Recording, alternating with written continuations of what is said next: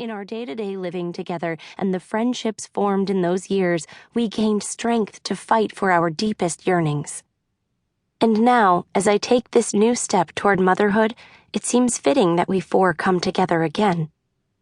So here we sit at this table beneath the tulip tree, Francesca, Setsu, Opal, and I. Our spoons dip into shallow dishes of chilled soup as the tree's high branches cast soft, swaying shadows across our faces and arms and the plates of luncheon food before us.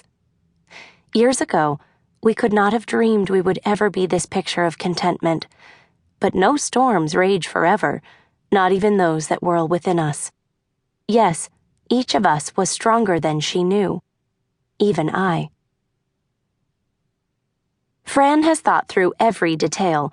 Her garden table is set with linen placemats and napkins, at its center a crystal vase thick with daffodils. At the table ends stand 2 pitchers of iced mint tea, their handles wound with ivy and tiny white flower buds as intricate as snowflakes.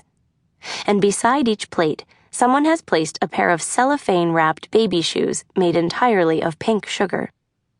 This is the first time any of us has seen Francesca's new Connecticut home, and when I arrived, ringing the bell to the right of her paneled front door, I heard her calling to someone, "Got it! Got it!"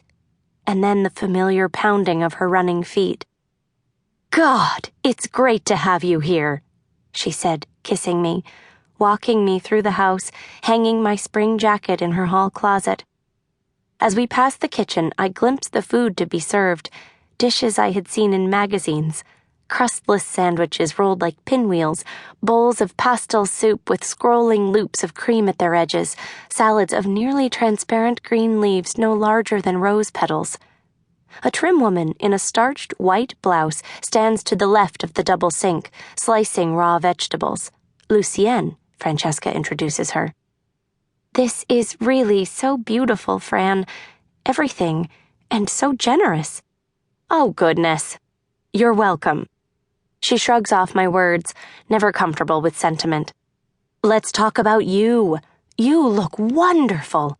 How are you feeling? Are you getting any sleep?" It was the one trial of her own pregnancies she remembers. How for hours in her bed, with eyes wide open, her mind would whir. "Sleeping? Yes, but I've never had such vivid dreams," I tell her. As we speak, a dream of the 4 of us from the night before returns to me. We are racing along the shore, kicking up the foaming water. And how young we are. Only girls, but then in a twinkling we are women, with our shadows stretching far out into the ocean.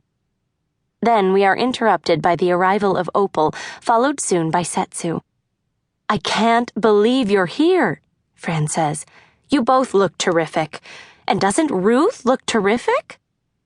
But Setsu and Opal are already embracing me, asking me exactly how many more weeks, exclaiming that I'm radiant. In the kitchen, Fran mixes mimosas, pouring them into tall flutes. "Occasional drinks in the 3rd trimester are permissible, aren't they?" She winks at me. "Just not the way you make them." She laughs, surprised by my retort but approving of it, and fills a separate flute without champagne. Lucienne arranges the bowls of soup on a tray, and we follow her carrying our glasses across the lawn, settling around the table. And now, as our spoons clink against Francesca's china bowls, we begin to chat, at first taking turns, speaking of work, of families, of things we've heard of other college friends. But before long, we are talking together and at once the way we used to do. A rhythm suddenly familiar as chords from well-loved but, for a time, forgotten music. Setsu surprises us. While sorting through some files at home, she has unearthed some photos from our college days. "Oh, look at us! Is that freshman year?" Opal asks. "Yes, it must be finals week. We look exhausted.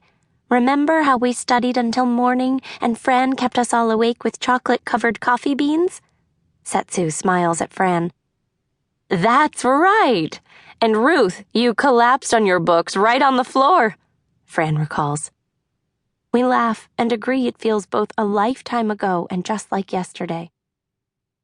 As we put aside the photographs, and as I look